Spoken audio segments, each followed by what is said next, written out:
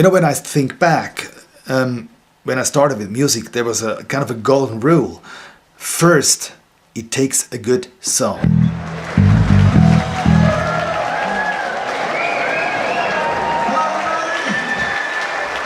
And I remember in the 80s, I saw an interview with a Madonna producer, and he said, you know what, a good song will always make it through.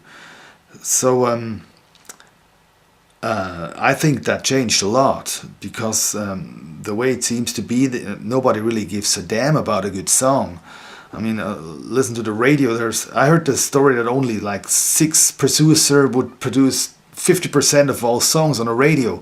It sounds all the same, and people get used to all the same. And if somebody would do something new or fresh or special, people wouldn't probably even don't like it, because they're brainwashed to all the same shit.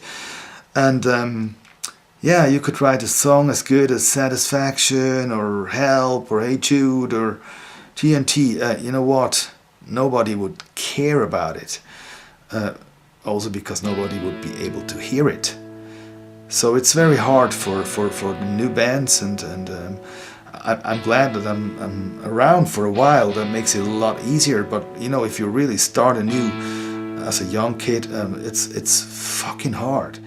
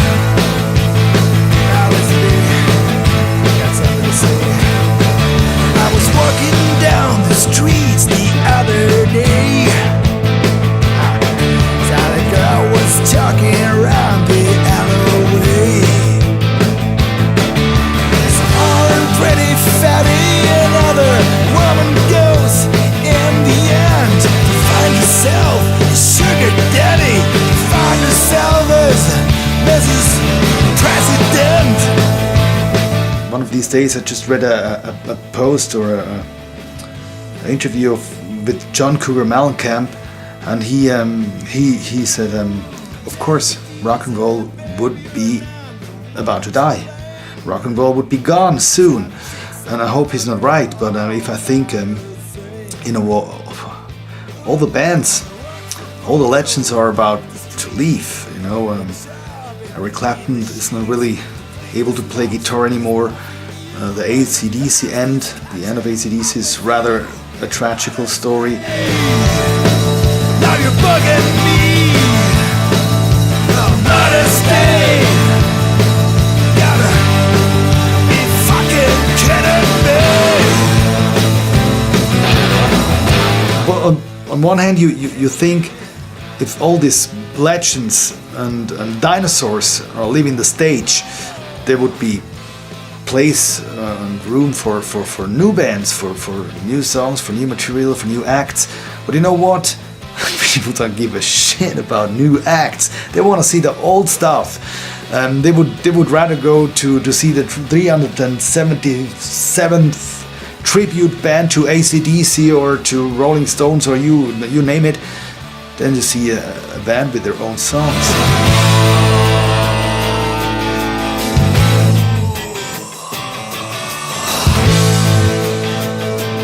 The bass player of the Spencer Davis Group just told me once, a few days ago, that in Britain people would rather see a Donovan tribute band than a rock and roll band with their own material.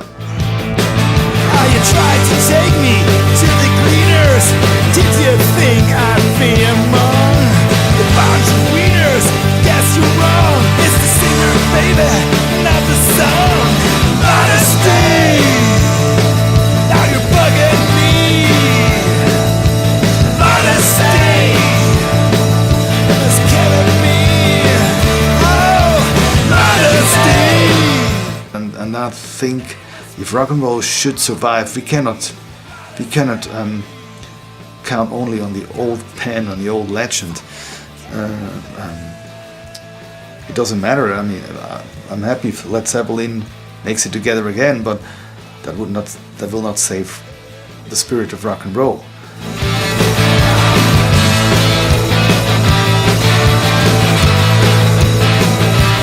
That's why we made an album, the new album Mercy on Me, because we think this is a very, very important contribution for to the spirit of rock and roll. I mean, not to save the rock and roll. I don't believe that rock and roll is gonna die. I'm rather with Neil Young. Rock and roll will never die, but it makes good albums. And you know what?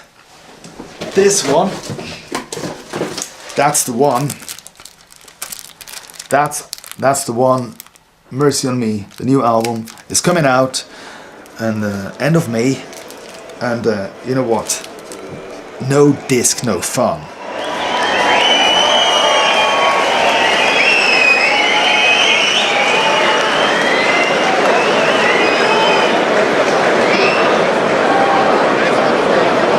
Hello everybody!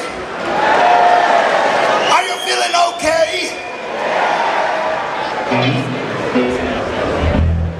My name is Lucas and this is a rock and roll band and this is Retribution!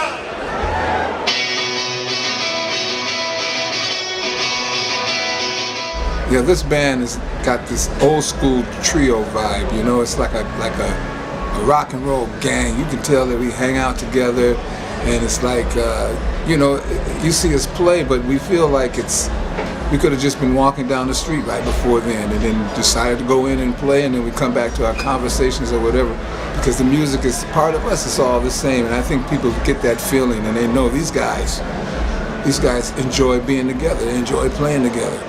And for me, that's the essence, and then it's real rock and roll, man.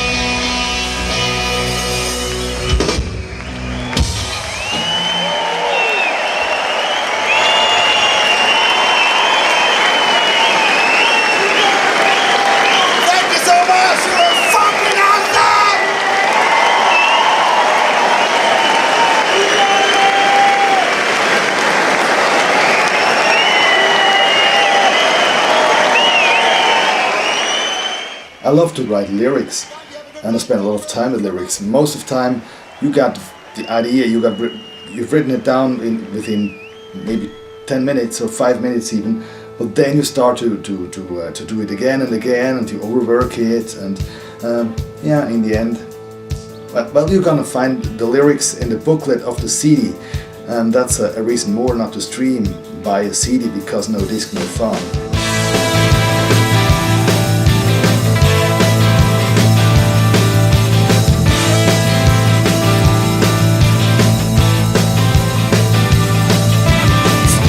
Lonely nights of darkness, so many lonely days of blue.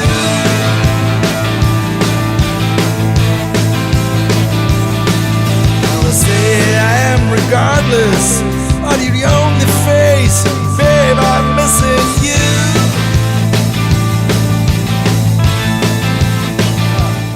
It's not the first time that I'm working with Luke, it's about the 5th or 6th album we've been working together, and it's always a pleasure, it's an honour to work with him. Because it's quite creative head, he's doing his own style, he's doing whatever he goes for, and he's not asking anybody who's, if they're appreciating it, it's just doing his own thing. And that's what I really appreciate about his work, you know. When I'll meet you for my body, I will sing some lullabies.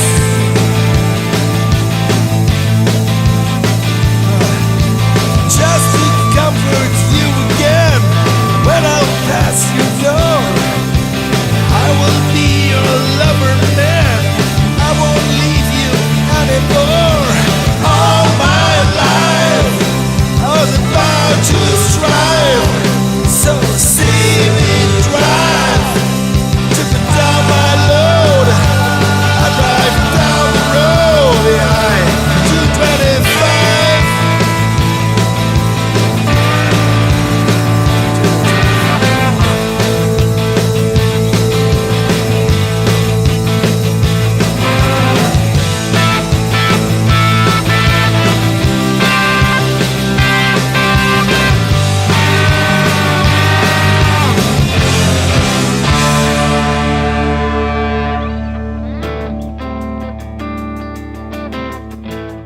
But you know, Luke and I were going on very well.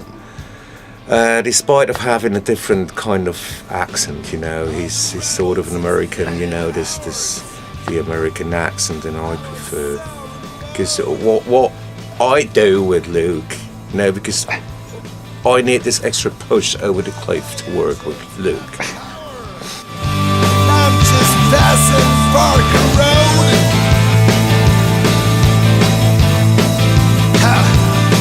On my way 100 nights and days. The working style is really immediate. To work with Luke is just a question of a moment. You know, sometimes he's playing a solo, and I think he's just rehearsing and looking for a note, searching the notes. And as an engineer, as a producer, I tell Luke, so let's get it. Let's get it from the top. Let's start doing the solo. And Luke says, that was it. And actually, if you have a listen to it, it was it. And it was great. It's really amazing sometimes, you know. It's a phenomenon. I drive down the road, I-225. Most of the time, people think that a rock band has to come from a dirty town or from the suburbs of a big city. Well, I grew up in a very, very small town in the heart of Switzerland, with a nice lake and with nice mountains around. And well, yeah, it looks pretty tidy, but actually, honestly, it was a fucking rock and roll town. My whole youth, when I was a kid, we grew up with all the hard bands, with the AC/DC and Nazareth, Status Quo, Rolling Stones, of course, and pop music never had a chance. So I would say Lungen is the hard rock town, the capital hard rock town of Switzerland. Here we go.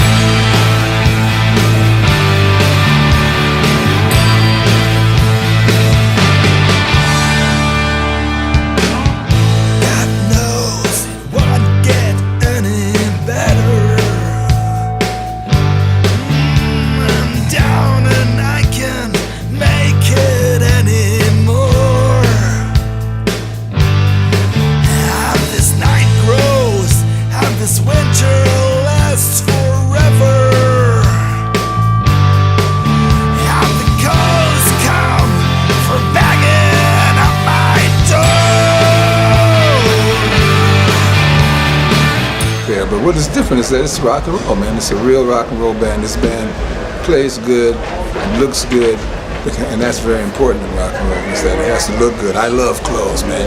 Luke loves clothes. Everybody, well, maybe not the drummer. The drummer likes workout clothes. Yeah, he's rather the training trouser type. He's a drummer. What are you gonna do? You know, that's what drummers are about.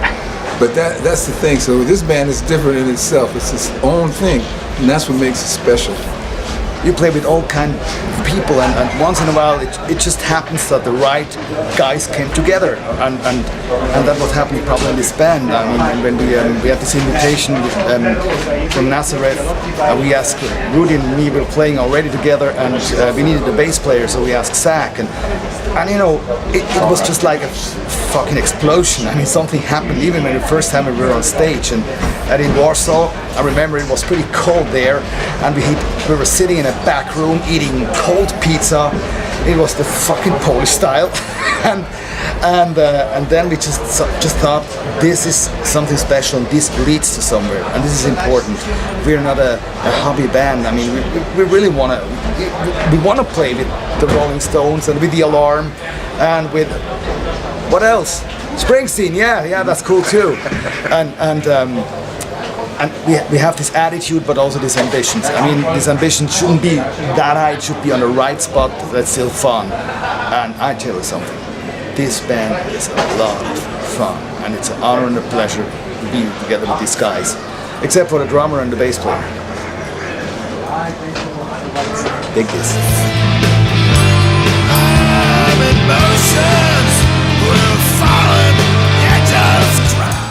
I had the pleasure to write 3 books, and you know what? I wish I would have sold as much CDs like books. So the funny thing is actually that books are still around. I know that there were kind of prophecies, you know, the books will disappear, you can have it on computer, and nobody wants to take, you know, a big book with... No, they're still around. And on the opposite, the albums disappear. And having an album in a hand is something special. I mean, of course, rock and roll and art and music is about to die if there is just a quick consuming in a computer. So I really want to force you guys take care about albums. Don't go for single songs. You know, most of the time you're very crazy about one hit, one song. You want to hear it again and again. But if you have a whole album, there's not the number one song that makes it forever. I just remember the Tattoo You album of the Rolling Stones, one of my very favorite. There's a song who is not a single. I mean, you go through, you will not really be crazy about first time listening, but you know what? Slave, that's the 3rd song, I think, on the album. It's fucking awesome. But it's not a single. It would never be played on the radio. So that's why that makes sense to have an album.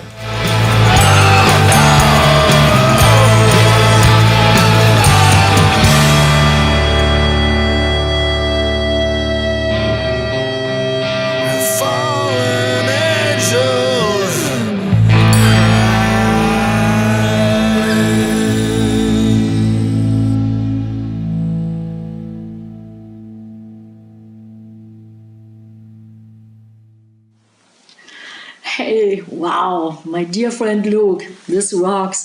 Ja, das ist die neue Platte von Luke Gassner, ich habe sie gerade gehört und wow, bin so stolz auf dich. Gefällt mir so super gut, danke für die Widmung und ja, ich wünsche dir alles Gute, lieber Luke, und die Fans werden es bestimmt super finden. Ja, lasst es krachen, keep on rocking, eure Duo von ganzem Herzen, I love you. Hi guys, Carl Senders here from Nazareth, trying to shake off a hangover. Oh my God, it's killing me. But anyway, you don't want to hear about that. You want to hear about the new Luke Gass album. It's out on the 26th of May called Mercy on Me. I've already heard some tracks and it's fantastic. So check it out guys. Luke, nice one. See you soon.